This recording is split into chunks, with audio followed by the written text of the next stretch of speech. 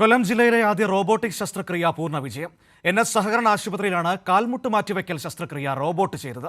ജില്ലയിലെ ആദ്യ റോബോട്ടിക് സംവിധാനം മന്ത്രി KN ബാലഗോപാൽ ഉദ്ഘാടനം ചെയ്തു.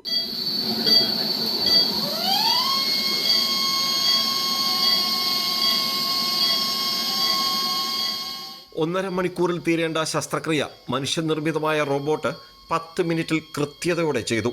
പ്രശസ്തി നേടിയ കൊല്ലം NS ആശുപത്രി ഓർത്തോപീഡിക്സ് ഡിപ്പാർട്ട്മെന്റിന്റെ റോബോട്ടിക് ജോയിന്റ് റീപ്ലേസ്മെന്റ് സംവിധാനം വിജയകരം. മെട്രോ നഗരങ്ങളിലെ ആശുപത്രികളിൽ ഭാരിച്ച ചെലവ് വരുന്ന റോബോട്ടിക് മുട്ടുമാറ്റിവെക്കൽ ശസ്ത്രക്രിയ ഇതോടെ കുറഞ്ഞ ചെലവിൽ ഇനി കൊല്ലം NS സഹകരണ ആശുപത്രിയിലും സാധ്യമാകും.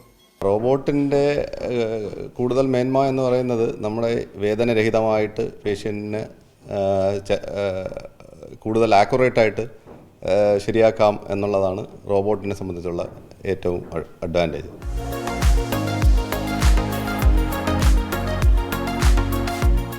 നാലായിരത്തിലധികം മുട്ടുമാറ്റിവെക്കൽ ശസ്ത്രക്രിയ വിജയകരമായി പൂർത്തിയാക്കിയാണ് NS സഹകരണ ആശുപത്രി റോബോട്ടിക് സംവിധാനത്തിലേക്ക് ചുവടുവെക്കുന്നത്. കാരണം ഇതിൽ നമ്മൾ മനസ്സിലാക്കേണ്ട ഒരു കാര്യം, സന്ധി മാറ്റിവെക്കൽ ശസ്ത്രക്രിയ എന്നത് നമ്മൾ 4000-ഓളം ശസ്ത്രക്രിയ ഇവിടെ കഴിഞ്ഞതാണ്.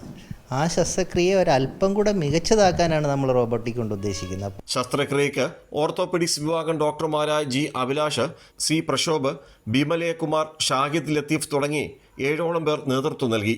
മന്ത്രി KN ബാലഗോപാൽ റോബോട്ടിക് സംവിധാനം സമർപ്പിച്ചു.